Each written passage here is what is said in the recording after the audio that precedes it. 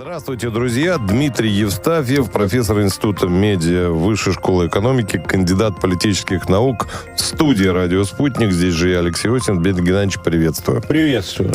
Ну вот, честно говоря, как говорится, читал пейджер, много думал, да? Что у вас за теория такая замечательная? У нас вот про башни Кремля говорят, а там, видимо, башни-близнецы какие-нибудь или тауэры. Там подъезды. Подъезды. Да, понятно. Значит, в Америке это подъезды.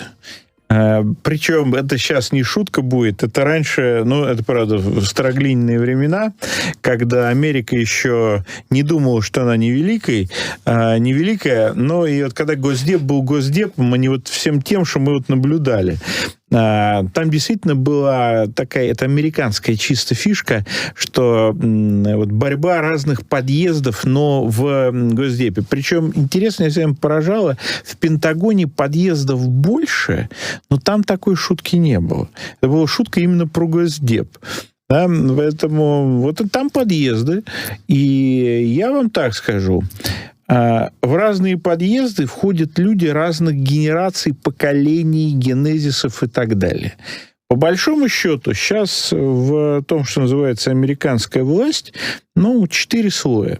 Первый слой, безусловно, его называют уходящий, никуда он не уйдет. Кто-то обязательно, как это принято говорить, в военно-морской среде зашхерится, и вот там будет где-то вот в коптерке, там сидеть, высиживать. Это вот люди Клинтонов, но надо же понимать, что этих людей очень много. Основная часть американского чиновничества – это люди, которые туда попали при Обаме, да, и при Байдене. Это огромная масса, всю ее не вычислить, вычислить ее можно, но кто-то будет работать, не очень понятно. Да? Вторая масса – это молодые карьеристы. И это мне уже несколько человек рассказывали, как вкалывает Илон Маск.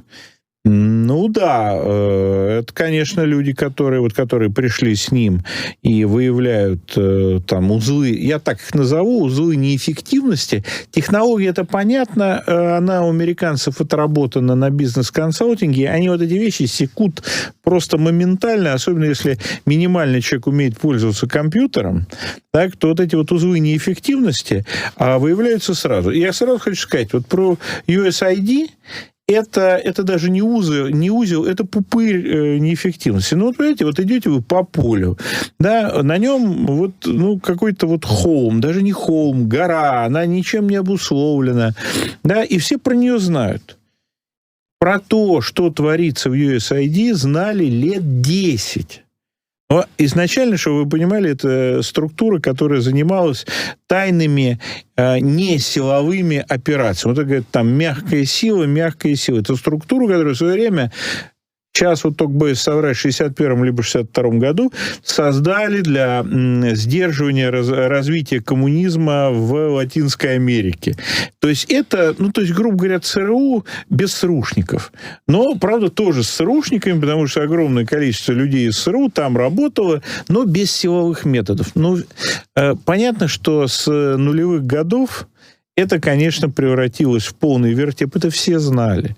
И любой человек, который, уже называется, общался с американцами, они вам все знают.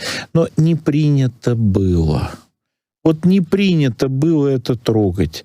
Да? Но это просто узел неэффективности, который виден. Пока все, что делает Илон Маск, и, кстати, и Трамп, и, видимо, в этом принимает активное участие и вице-президент Венс. Я бы вот так рискнул сказать. Это они чистят очевидные вещи. Этого хватит на определенное время. Дней на 40. Дальше начнутся оставшиеся 3 с лишним года. Что вы будете делать? Да, и дальше... Извините, что прерываю. Вот смотрите, вы говорите неэффективность. Почему неэффективность? Армения, не знаю, Грузия раньше, даже Казахстан. Это не... Украина, извините уж. Может быть, дорого, я согласен. Нет, это, во-первых, не перехваливайте. Украина это не USAID. USAID это организация, которая организовывала... Кстати, единственное, что хочу сказать, это организация, через которую шел весь этот политический туризм и гуманитарный туризм, который был. Но Украина Украины это изначально были деньги абсолютно Госдепа и соответствующих служб. Армения, рискну сказать, что это, конечно, там роль USAID была большая, но это все-таки тоже Госдеп. Грузия, да, но Грузии удалось вот тогда привести Саакашвили в власть, это был другой USAID. Это вот тот еще был, что называется, изначальный. Но вегетарианский. Хорошо, вегетарианское ЦРУ, назовем это так. Я думаю, на нас если кто на нас обидится, то это я виноват. Нет, то это будут только ЦРУшники, которые скажут, нас с этими, да, это просто возмутительно. Потому что, я вам так скажу, это действительно была притча во языцах. Но другое дело, что вот в чем вы правы.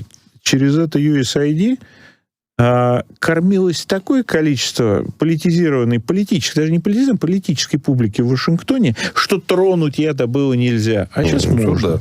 Значит, дошла ситуация в политическом Вашингтоне до того, что эту очевидную вещь можно тронуть. Но мы же все понимаем, что там не только эти самые издания комиксов для Колумбии, что само по себе очень смешно. Про комиксы в Чили, там Колумбия опера. В Колумбии опера была, значит, комиксы в Чили. Да, там же не только это было. Там огромное количество, да, более того, Илон Маск, видимо, Трамп прогнул на то, чтобы показать всю документацию. Мы же понимаем, что там много чего интересного. Я не думаю, что, кстати, это утечет, потому что я думаю, что ограничения секретности там будут соблюдаться достаточно жестко, но тем не менее. Я вам другой скажу. Вопрос, что такими темпами политического пиара команда Трампа очень быстро дойдет до необходимости вскрывать неочевидные вещи. Они что такое неочевидные вещи? Это серые программы Пентагона. Это черные программы, уже вот разница, серые программы Пентагона и черные программы Государственного департамента. И вот там надо будет рассказать, а что, собственно, и кому, собственно, платили в той же самой, на том же самом и постсоветском пространстве, не только в тех государствах, которые вы упомянули. Там много есть чего вспомнить. Да? Через что шло финансирование некоторых националистических движений на той же Украине? Да? Ну, я уже не говорю про эту совершенно фантасмагорическую историю Институт войны и мира, который возглавляет натуральный муж Виктории Нуланд, и которым работает то ли 2, то ли 3 человека, что ли, там. Ну, это тоже... Но, значит, время пришло до того, что вот эти вещи можно скрывать. Но ведь, я так скажу, что 10 лет назад это было, в принципе, невозможно. Значит, вот настолько изменилась вся эта история. Но это мы дошли до второго слоя. Это вот молодые волки. Третье. А эти системщики. Да? Вот Рубио. Это же абсолютно системный человек. Управляемый. Причем с очень тяжелой семейной историей. Одно время его пытались там обвинять во всех страшных делах. В доме мужа его родной сестры проходил обыск. Да, помните, где я видел эти честные голубые глаза? Говорит, ты вспомнил? Говорит, что видел я их в Бутырской тюрьме, где сам сидел по мелкому делу. Это администратор театра, это 12 стульев, это классика, дорогие коллеги. Ну, так вот, в доме мужа, сестры, нынешнего государственного секретаря Рубио был обыск по мелкому делу, связанному с контрабандой наркотиков. Ну, там, кстати говоря, по-моему, он даже чуть не срок получил. Сестре там даже ничего не предъявили, ему тем более. Но что любопытно, на этапе даже когда Рубио выдвигался кандидатом в президенты и поливал этого самого Трампа как только мог, никто этой истории почему-то не вспомнил. Теперь вопрос, кто отмазывал Рубио? Перед Трампом? Нет, вообще. По той истории. А он-то при чем? А он-то при чем? Ну, наверное... У кого сынок там, я не знаю, промышлял. Нет, это, кстати, тоже штрих. Конечно, ничего. Да, и сейчас еще... А вот сейчас мы вообще на святое замахнемся. Мы замахнемся на родную дочь, как утверждают представителя Трампа, Кита Келлога там и так далее, который там много где тусит. Тоже очень интересная, говорят, девушка. Но это не важно. Так? Родители, видите, за рукой, эмигранты, получившие очень недавно из Кубы он был рожден как гражданин Соединенных Штатов, а они получили гражданство очень через некоторое время после эмиграции. Да? Но это системный человек. Это вот если говорить о том, я не хочу сказать, что Рубио это элемент глубинного государства, но то, что он оттуда, и он связан с этими людьми, послушайте, Флорида — это территория вполне понятного ведомства государственной структуры Соединенных Штатов Америки. Там другие не ходят, уж извините. Особенно по всяким разным таким пограничным делам. И, кстати говоря, послушал его выступление по поводу, у нас это называется про многополярный мир. Нет, конечно, это ни про какой не многополярный мир. Но я вам так скажу, это очень глубокий человек в действительности. Он выглядит таким поверхностным, или те, кто ему пишет. Но в данном случае это не важно. Да? И этот человек, или те, кто ему написал, фактически вернули в оборот знаменитую формулу Збигнева-Бжезинского, который сказал либо доминирование, либо лидерство. А в чем разница? Очень простая. Доминировать вы должны везде, а лидерствовать вы должны в ключевых областях. Вот то, что изложил Рубио, это возврат к этой формуле. Да? Мы не можем доминировать, мы можем только быть лидерами. Никакого там многополярного мира нет. Там есть признание, что доминировать в мире, где есть Индия, Китай, там Россия и так далее и тому подобное, в том виде, как они есть, так уж получилось. Конечно, этого быть не должно было. Мы их должны были всех поодиночке передушить. Администрация Байдена. Да, виноват во всем Байден, но что ж теперь делать, с этим надо жить, и поэтому Америка должна стать лидером. Я вам так скажу. Там закладочки-то будь здоров. Потому что, вот если внимательно, я про это написал сегодня у себя в канале, я вам так скажу,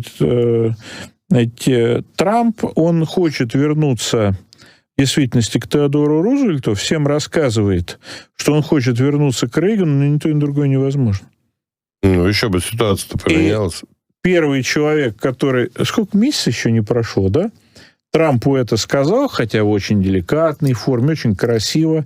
А говорить этот Рубио умеет, я вам так скажу. Излагает он красиво, очень красиво, если внятно. Цитировать тоже произведение. Да, и главное, что понятно, в общем, даже среднему американцу, что он хочет. Не вот эти не пританцовки Трампа, да, а вот так вот вполне понятно и все изложил.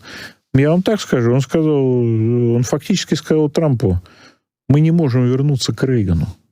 Мы не можем. У Рейгана была другая ситуация. Тем более мы не можем вернуться к Теодору Рузвельту.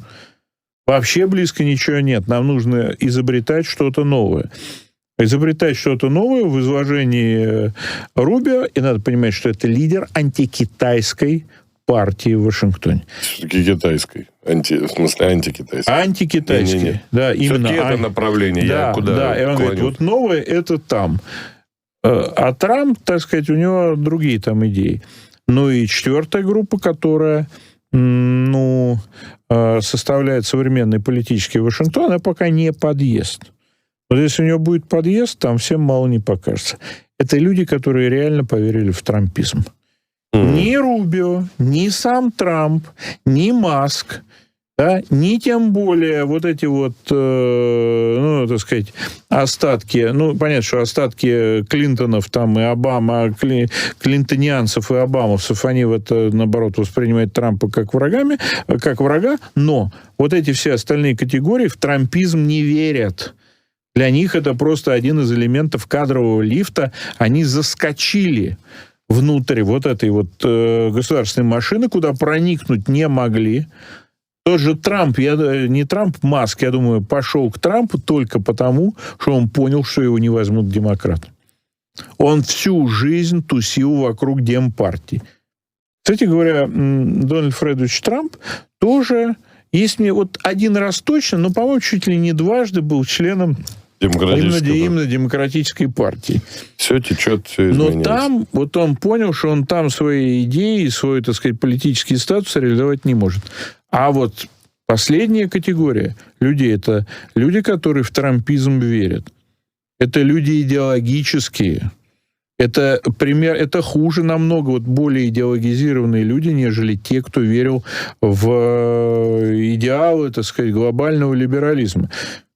Их гораздо больше, чем те, кто верил в идеалы глобального либерализма. Их действительно там будет много. Почему? Потому что для своей предвыборной кампании в той ситуации, когда он начинал ее, он же, в общем, был аутсайдером, и шанс, что он вообще дойдет, да, было очень немного. Кто к нему пошел, к Трампу, в общем, в избирательный штаб, в избирательные системы? Только те, кто мог на это поставить, кто мог отрешиться от этого, от каких-то своих личных там проектов и так далее. Это люди идеологизированы. И идея о том, что я вам расскажу, кто убил Кеннеди, и вы на этом успокоитесь, а надо же понимать, это же не случайно сказано. Огромное количество активистов, вот этих вот трампистов, реально конспирологи. Не те, кто конспирологию для там своего лоббизма использует, а реально верят в НЛО, да, и кучу томов написали, кто убил Кеннеди, да и вообще, что его не убили, а он где-то сокрыто ходит, и вот когда надо, появится там масса. Это люди совершенно погруженные в другую реальность. А главное, они верят, что Трамп сможет сделать Америку великой. Религия — страшная сила. А теперь правильный вопрос, как я говорю студентам. Так? А вот что будет, если они поймут, что Трамп гребет не туда? Вот это будет самое страшное. Вот эта вся подъездная политика, она просто вся сломается. Потому что для них Трамп станет предателем. Ну, для революции какая-то будет. Да, и Трамп... Бунт, мятеж, не знаю. Есть у меня ощущение, как вы все, наверное, заметили, я Дональда Фредовича не очень жалую, но надо отдать, я стараюсь все-таки отдавать ему должное. Он понимает, что он зависит вот от этого своего политизированного избирателя. Поэтому он хотя бы по форме будет действовать так, чтобы вот эту политизированную массу, что называется, не разочаровать. А все-таки, вот если возвращаться к подъездам, мы о своем, о девичьем, говорят, что два разных подхода по Украине есть. По крайней мере, там NBC об этом пишет. Значит, с одной стороны, Уолтс и Келлог, которые говорят, что надо на Россию давить, чтобы она сдалась и значит, приостановила наступление. А другие, которых не называют, то есть в первом случае фамилия известна, во втором нет.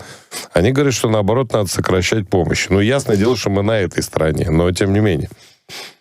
Я так немножко поспорю.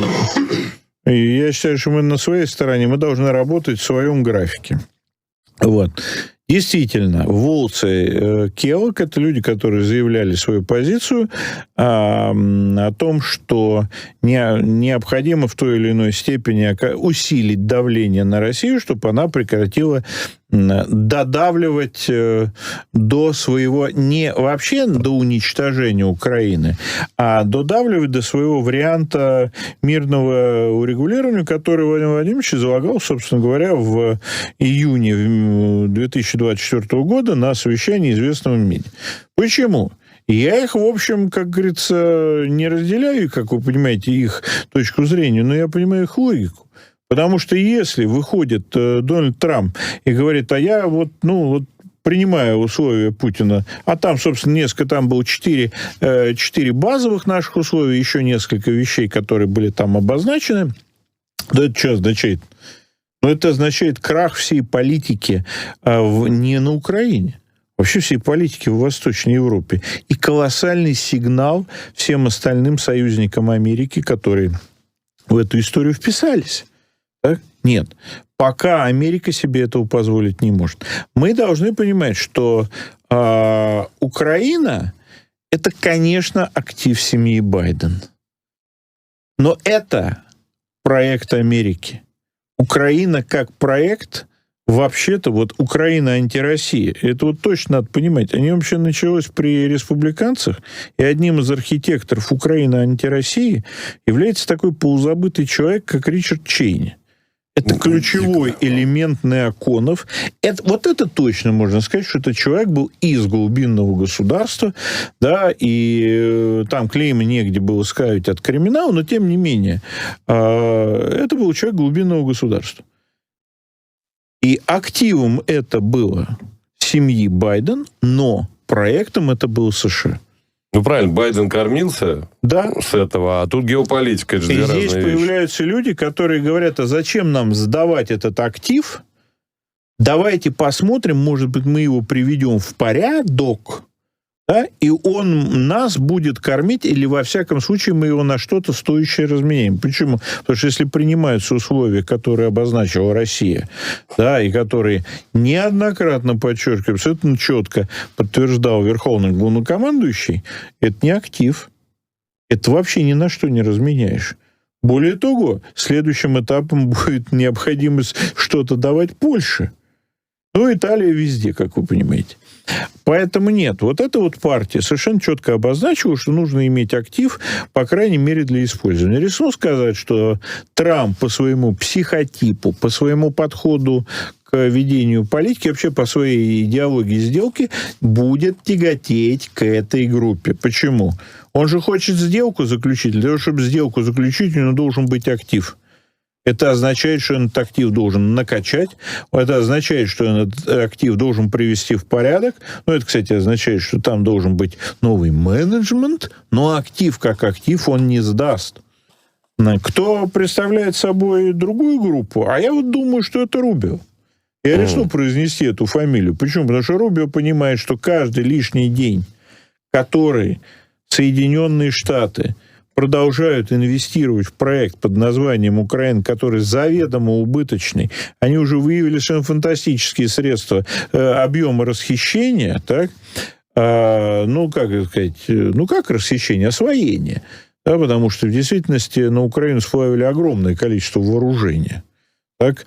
Другое дело, что еще большее количество разного рода ресурсов по карманам, но это уже вопрос к тому, что происходит в Соединенных Штатах.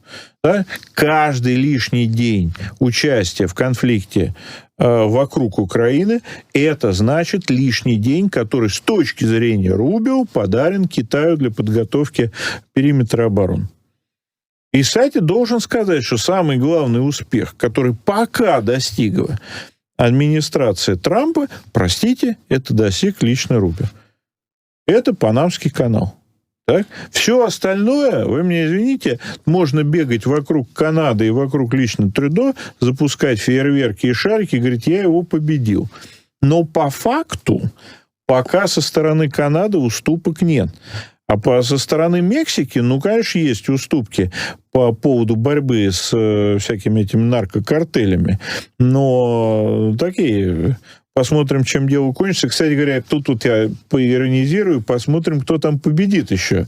Мексиканское правительство или наркокартель? Да, потому что там мексиканское правительство выставляет 10 тысяч военных в приграничную зону. Но я так думаю, что 1100 картелей, если договорятся, выставить могут, без напряга. Это без найма дополнительных людей. Поэтому посмотрим. А главный успех пока у Рубио.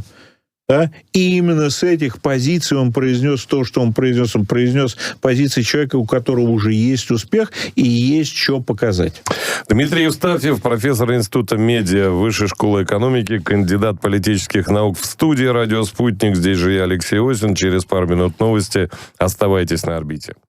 Продолжаем разговор. Приветствую всех тех, кто присоединился к нам только что. Дмитрий Евстафьев, профессор Института медиа Высшей школы экономики, кандидат политических наук в студии «Радио Спутник». И я, Алексей Осин, здесь же. И, насколько я понимаю, вопрос заинтересовал вас. Вопрос один меня заинтересовал. Я человек старорежимный. Действительно, в последнее время принято произносить... Тут вопрос пришел, USAID, да, но это, кстати говоря, когда, эту контору вывели из-под контроля государственного департамента, я человек старорежимный, поэтому для меня это аббревиатура United States Agency for International Development. Угу. Вот. AID — это же помощь. насколько я это понимаю. помощь, да, ее действительно, наш слушатель прав, что USAID, это вот они очень любили себя, что это помощь, но вообще-то это про другое. Да. Там много таких, но для меня это вот как бы была, уж извините, аббревиатура, так и есть.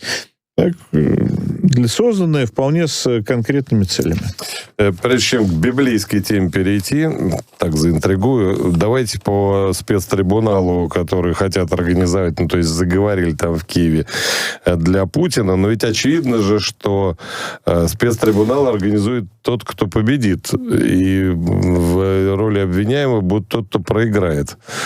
Но, тем не менее, зачем-то это делается? Отвлечь внимание, так чаще всего говорят. Ну, не отвлечь внимание, я вам так скажу, что то, что происходит с коллективным Зеленским, это, знаете, то, что называется синдром дефицита внимания. Так? Это огромное количество действительно множащихся заявлений, причем иногда без связи друг с другом и с реальностью, но в действительности они пытаются щупать, что зайдет Западом и, прежде всего, американским СМИ. Вот это очень важный момент. Вот раньше, тут надо отдать им должное, они очень четко попадали в то, что будет востребовано. И я вам скажу, что очень многие их достижения информационно-политического характера были связаны с тем, что на той стороне фактически были люди, которые им готовили то, что они должны сказать, сделать, какие-то выступления и так далее. Последние месяца 3, если не 4, то есть это до вступления, это практически вот на грани уже победы Трампа, но до победы Трампа и точно до вступления Трампа в должность президента все стало мимо. Все стало мимо. Последний месяц большинство информационных вбросов, которые делает коллективный Зеленский, прошли мимо. Последний, конечно, трагический абсолютно эпизод, но если быть абсолютно вот профессионально холодным, это была попытка нового витка информационно-политической войны, это удар по интернату Суджи. Всегда такие провокации проходили. Где-то лучше, где-то хуже. И здесь первый раз на вот эту историю в европейских СМИ еще кто-то купился, в американских практически никто. То есть это означает, что информационную руку, как у нас принято говорить, отняли. Другой вопрос, что они продолжают искать, что может вернуть Зеленского в такую, я бы сказал, широкую повестку дня, политическую повестку дня на Западе. Ну, мы же все помним, да, Евровидение, да, там конгресс каких-то собаководов, он там, и всегда работало, а сейчас не работает. Но это такой, действительно, такой серьезный симптом для него. Это уже не звоночек, это уже колокол звонит, что в действительности, зная высокую степень демократичности западных СМИ, где, как вы знаете, все свободно, каждый чего хочет, мы же должны понимать, что есть указание минимизировать присутствие Зеленского в СМИ. Это первый признак, что с ним еще не... Я сразу хочу сказать, с ним не решили, что делать. В действительности на Западе есть достаточно большие силы, в том числе, не будем это скрывать, в том же самом Лондоне, который считает, что ему еще нужно... что он еще может быть использован. Но то, что есть, так сказать, такое решение его вывести с первых полос, это факт. А теперь по поводу трибунала. Дело это серьезно. Я недавно разговаривал с послом по особым поручениям с Родионом Валерьевичем Мирошником, с которым имею честь быть лично знакомым.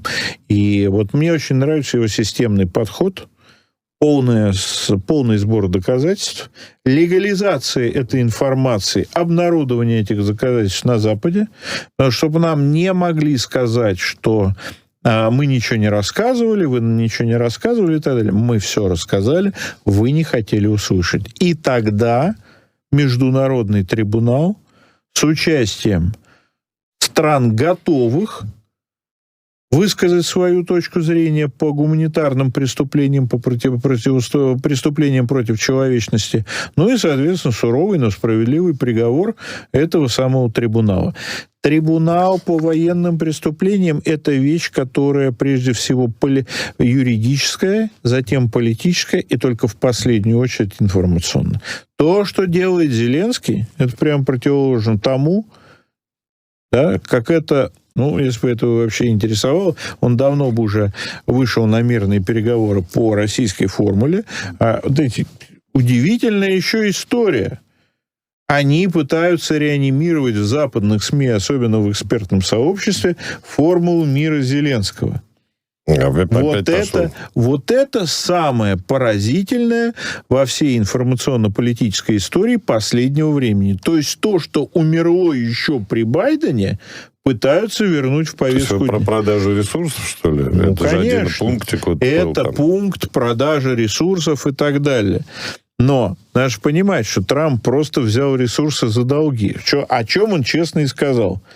Что это вообще-то вот эти вот... Зеленский отдает ресурсы даже не за будущие поставки вооружения. И это за долги. Так? А вот на информационно-политическом уровне пытаются сделать так, что, во-первых, это в счет будущих поставок вооружений и помощи, а второе, что это показатель того, что Трамп разделяет формулу мира Зеленского. Это вот к вопросу о том, в какой, ну, что называется, в какой обостренной стадии вот этих вот информационных манипуляций существует сейчас киевский режим. Ну, на самом деле, ведь важно еще, на какой площадке собираются они организовывать этот трибунал. То есть есть там, условно, Организация Объединенных Наций. А это Совет Европы. Это политизированная структура, которая представляет ограниченное количество государств. Ну, могут, конечно, попробовать, но мне кажется, что это мало результативно. Мертворожденная инициатива, как Слуцкий сказал, здесь я с ним согласен. Да, нет, ну тут с Леонидом Эдуардовичем спорить нечего. Вопрос в том, а зачем она была рождена? Она была рождена только для того, чтобы посмотреть, где и как можно, по крайней мере, ну, частично ногу поставить в современную повестку. А то ведь Зеленский существует только в политическом, информационном, политическом пространстве. Киевский режим существует в военно-политическом пространстве, в экономическом пространстве. А вот Зеленский только в информационно-политическом пространстве. Если его там не будет, дальше и Мирек может быть любой. Ну, то есть земли не будет, не на чем расти цветочку нашему аленькому. Но теперь анонсированный библейский вопрос. Слушайте, я себя поймал на мысли, что у нас намечается, ну, это, может быть, это и не произойдет, но тем не менее, знаете, обратный исход. То есть если евреи из Египта пришли в Палестину с Моисеем вместе, то сейчас Дональд Фредович пытается обратный процесс запустить. То есть палестинцев из Палестины в Египет. Ну, условно говоря, чтобы красиво выглядело, вот давайте так посмотрим. Вот вам как это замечательная идея? Вы знаете, эта идея отражает... Мне она никак. Так? И я думаю, что в действительности кое-что из нее может получиться. Да? Более того, я думаю, что под сурдинку израильское руководство, тут я сразу скажу, не обязательно это будет Нетаньяху, да, потому что я так понял, все-таки Нетаньяху не прощен. И Нетаньяху в Вашингтон все-таки вызвали на ковер. Так, ну, это мне так. Поэтому он с пейджером явился. Да, поэтому я думаю, что как-то там все очень непросто, судя по всему. Но я думаю, что израильское руководство значительную часть палестинских территорий де-факто аннексирует. Вопрос заключается в другом. Что, вот эта вся история, она вскрывает ментальность, политическую ментальность Дональда Трампа. Что он делает? Это великий упроститель. Дональд Трамп – это великий упроститель. Умножает на 0. Да, он берет сложную проблему, да, говорит, а что тут сложного? Да? И дальше, как говорится, ее пытается упростить. Значит, мне это напоминает известную сцену из великого, мне кажется, фильма под названием «Кин-дза-дза», когда, помните, это в начале, там вот этот вот, который с коробочкой, он говорит, ну, надо же знать, говорит, а к нему герой Станислава Любшина подходит, да ладно, раз, нажал, и, значит, на плюке оказался. А вот пока упрощается, но рано или поздно Дональд Фредович вот так вот даван нажмет и окажется на плюке. Да, это не обязательно произойдет в случае с Ближним Востоком. В действительности, почему может получиться на Ближнем Востоке? Ну, всем на Ближнем Востоке, в общем, ситуация с палестинской автономией, с сектором Газа, она, ну, поперек горла. Ну, вы себе представляете, больше года, самая длинная война Израиля, на территории, на огромной территории, ресурсно богатой, там огромные, как выяснилось, месторождения нефтегазовой, практически невозможно была такая серьезная инвестиционная деятельность. То какие-то хуситы в тапочках гиперзвук запустят, то еще, то там, то сям. Вот. Но, естественно, что всем хочется следующие, по крайней мере, 30 лет прожить в условиях инвестиционной предсказуемости. Тут вам приходит нью-йоркский девелопер. Вот. Он умный, потому что глупые нью-йоркские девелоперы лежат в довольно большом, видимо, количестве в основе фундаментов разного рода небоскребов, а Дональд Трамп все-таки работает президентом, как говорилось тоже очень хорошем, мне очень нравящемся на нашем фильме «В United States of таки Америка». Да? Фильм Ширли Мерли. Так? И говорит, а давайте мы упростим. Здесь будет, значит, ривьера, да, значит, это мое, казино мое, то мое. Хамас, да ладно, пусть будет Хамас, почему? А потому что других нет. А эти пусть уедут. Но вы же можете принять говорит он, Египту с Иорданией, из 2 200 000 человек, ну, примерно 1 700 000, 1 800 000. Что вам стоит? А я вам за это, мы заключим за это хорошую сделку, я вам за это что-то дам. И я вам так скажу, 1 700 000, не 1 700 000, на некоторое количество людей он сможет обеспечить, что они переедут. Потому что жить в Газе действительно негде. И это при том, это очень важная вещь. Израиль в Газе понес военное поражение. Ни одна из военных целей Израиля не достигнута. Достиг Израиль политических целей? Достиг. А кто будет экономическим бенефициаром? В каком виде он достиг? Он практически нивелировал 2 главных угрозы своей безопасности. Да? Ну, то есть Хамас разбит. Ну, Хамас, конечно, не разбит, да, и это видно, что Хамас не разбит, но Хамас в ближайшее время на большую акцию против Израиля не готов. Более того, Израиль практически загарантировал себе возобновление гарантий безопасности в широком смысле со стороны Соединенных Штатов. Вопросы Сирии решены? Решены. Да где это Сирия? Это все про то, что Дамаск — это ворота в Иерусалим, но это несерьезно. По крайней мере, в ближайшие годы. Хезболла, как организованная военно-политическая организация, тоже на сегодняшний момент не существует. Вопрос, надолго ли? Вопрос, надолго ли вот эти тактические решения Трампа? Так? Он же подменяет тактическими решениями, тактическим управлением стратегического регулирования. Здесь, конечно, мне могут возразить, а может ли быть стратегическое урегулирование там, где его пытались осуществить много лет, там много десятков даже лет, и ничего не получалось. Ну, посмотрим. Но я думаю, что Ближний Восток и история с Газой, при всей моей, так сказать, симпатии к палестинскому народу и всем понимании тех жертв, это будет не тот случай, когда Дональд Трамп улетит на плюк. Скорее, я бы сказал, у него есть определенные шансы на тактический успех.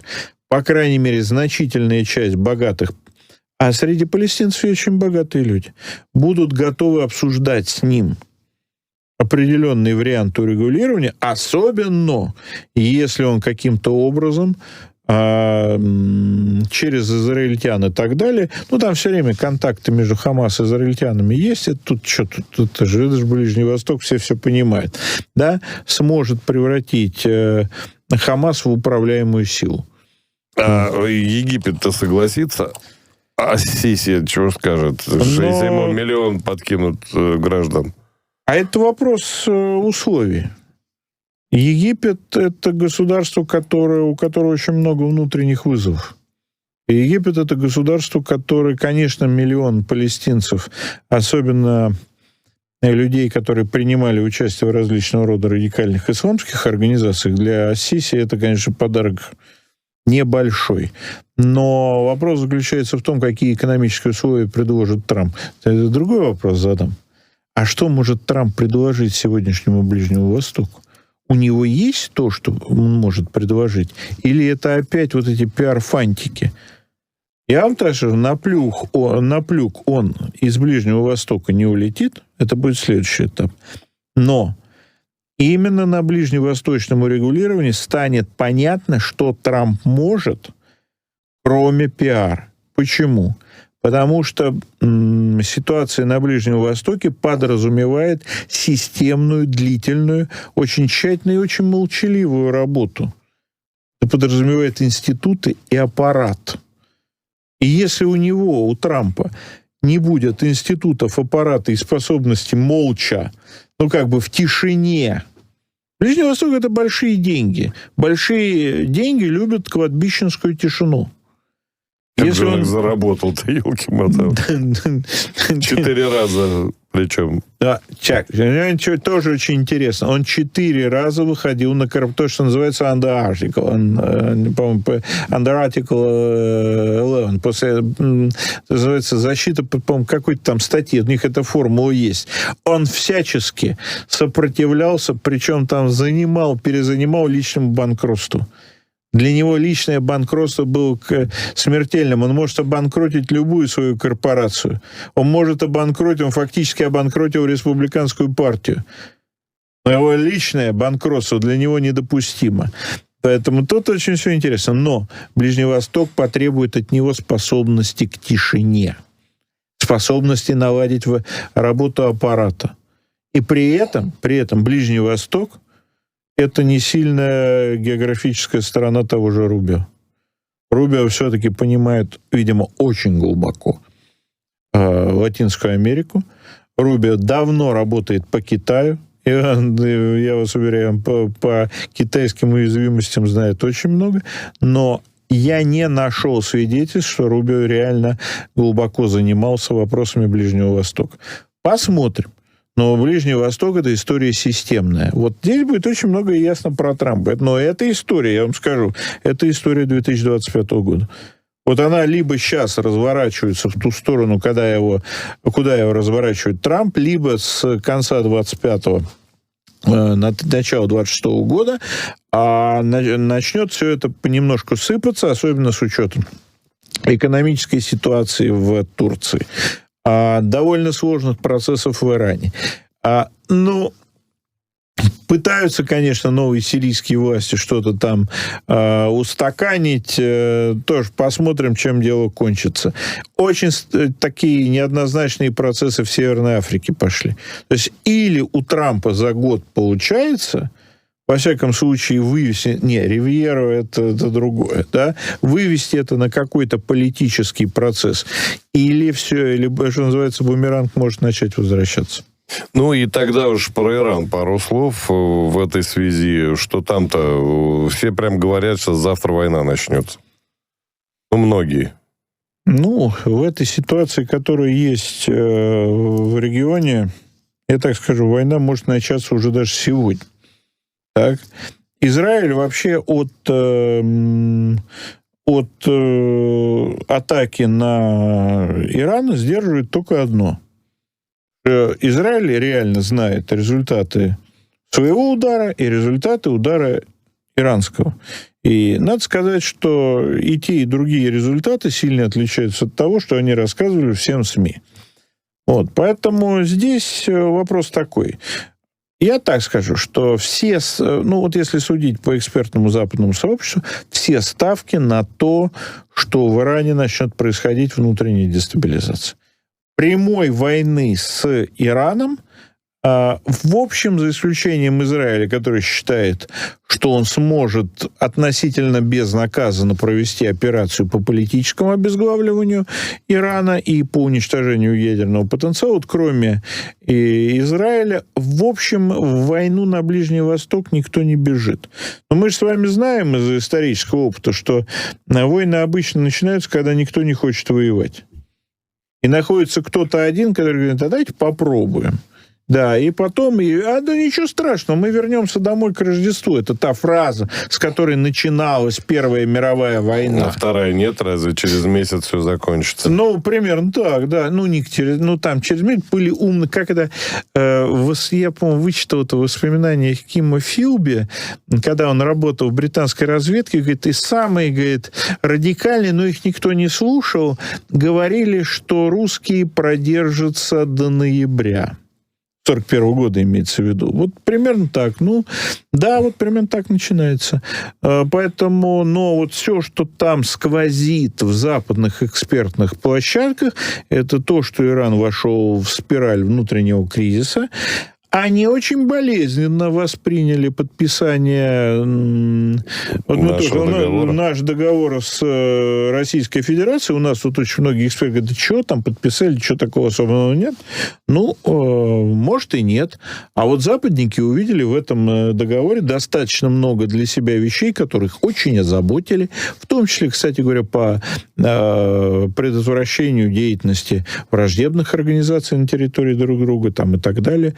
Поэтому, но все там сквозит о том, что вот эту вот спираль, ее нужно подталкивать и так далее и тому подобное. Не знаю, вот я здесь не возьмусь. То есть есть факторы за, есть факторы против. Другой вопрос, что вот этот вот марш исламистов из Сирии против Ирана через Ирак, он, в общем, остановился. Он остановился, в общем, даже не дойдя до дестабилизации шиитских районов в Ираке. Поэтому там есть, конечно, очень... Ну, это очень обоюдоострая игра. И тот же самый Эрдоган, наш замечательный партнер, ну, куда же без него, так он делает вид, что он, так сказать, этих новые власти Сирии контролирует, и вообще этот процесс контролирует. Что-то мне сдается, что этот контроль не настолько силен. И чем дальше, тем больше в Турции будут развиваться внутренние такие не очень благоприятные социально-экономические процессы, тем больше вопросов будет к тому же самому Эрдогану. Поэтому вот не возьмусь я здесь определенно о чем-то говорить. Но в последнее время все-таки это приятно. Вот эти все попытки дестабилизации, что Белоруссия, что Грузия, что Россия, как-то у Вашингтона не очень получались. Обсудим, может быть, через неделю. Спасибо большое, Дмитрий Геннадьевич. Дмитрий Евстафьев, профессор Института медиа Высшей школы экономики, кандидат политических наук, был в эфире «Радио Спутник». Здесь же я, Алексей Осин. Через пару минут новости. Оставайтесь на орбите.